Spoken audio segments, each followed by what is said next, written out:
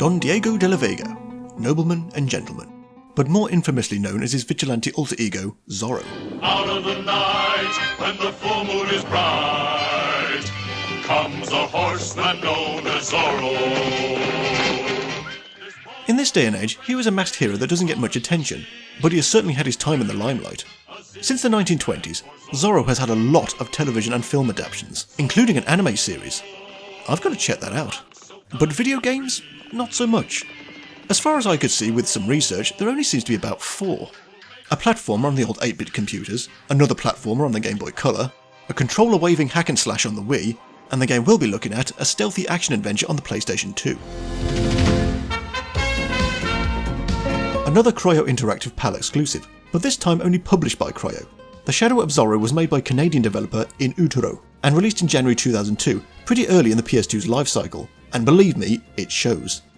Out of the aforementioned games, and this being Zorro, you'd think going the stealth route would be the best way to go. So this can't go wrong, can it?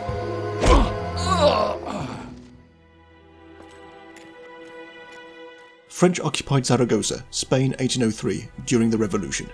A group of Spanish rebels are to be executed by firing squad for defying the new emperor. Messieurs! Murderer! Amongst them, Don Alejandro de la Vega. Fuego.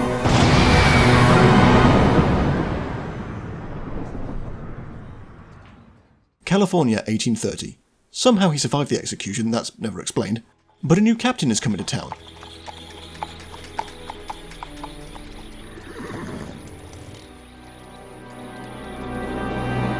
Oh, look who it is. What is the matter? Capitan Fuertes. My homage. Accompanying Fuertes is what the box synopsis describes as a beautiful woman, if you say so. The infamous Butcher of Zaragoza has resurfaced. What's he really doing here? One night, a local woman comes to the De La Vega residence seeking help, as her husband has been wrongly accused of theft. Please help us! They took my husband! They will kill him if you do nothing! Time for Diego to don his mask and in practically large hat and ride into the night. Ah, look at that skybox. You can see where the corners join. At this angle it's more of a sky tent. We're off to a good start.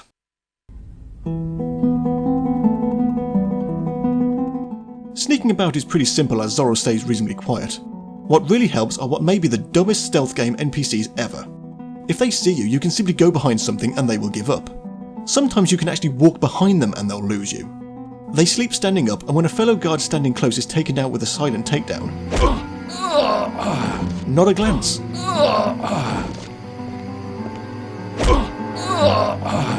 Yeah, these guards aren't exactly the sharpest knives in the drawer.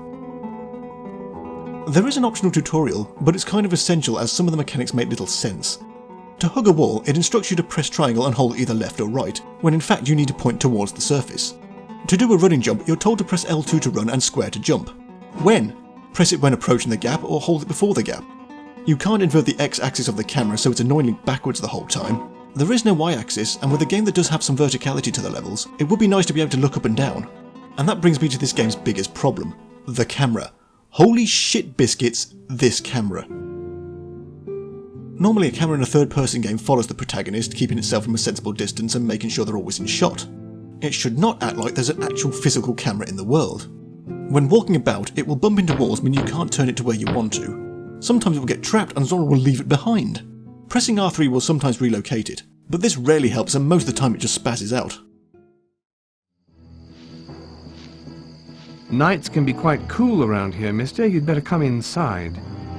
Zorro comes across Professor Ornello and learns of Fuerte's diabolical plan. The plan to find the ancient Aztec Emperor Montezuma's treasure and resurrect the monster Huitzilopochtli. Well, that came out of nowhere. Ornello arrived with Fuertes along with his daughter Carlotta. They did? You never see Ornello in the intro when they arrived. Oh, that's Carlotta. But you don't see her getting off the stagecoach or any other stagecoach, so as far as you can tell she was already there. So she's the beautiful woman the synopsis mentioned. This story hasn't been told very clearly. It feels like there are parts of this game missing. It's not a very long game and the plot points just appear. I'm starting to think this was cut down due to time or budget. A good example is the character models. Zorro's isn't too bad, but everyone else looks like they belong on the PS1. Extremely polygony and low res. The head-up display doesn't make much sense. What is this thing? Nothing happens in or around it. It's not a stealth gauge. That only appears in the top left when Zorro hides in the shadows. Mostly. It's a good thing this game takes place entirely at night, or Zorro might get spotted more often than he already does. Aha, got you. Nuh-uh. Yeah. Nuh-uh. Yeah, I can see you. Nuh-uh, you see that little icon? That means you can't see me. You carry a little picture of yourself around? That's a little narcissistic. No, when that appears, it means I'm in the shadows. Your mother's in the shadows. Oh, that is it. I challenge you to a duel. Oh, good. Sword fighting. Something exciting at last. I hope the controls for this aren't as clunky as they have been for the rest of the game. Here we go. Oh, it's a quick time event. Yay. Press the face buttons as they appear on the screen a couple of times. Zorro lightly tickles them on the back, which seems ineffective. Then they're suddenly unconscious, the famous Z appears, you win.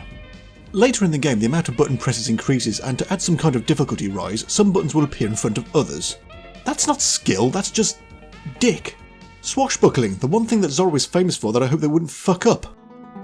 After following Fuertes down into Montezuma's tomb, only now does the tension go up. Yes, now at the end of the game. Of course Huitzilopochtli needs to be defeated to end this madness. Could this be an honest-to-goodness boss fight with no quick-time events? Huitzilopochtli will appear out of these 4 mirrors. Zorro lures him into this room and temporarily locks him in so he can break the mirrors with a quick-time event. Oh, god damn it, an intro.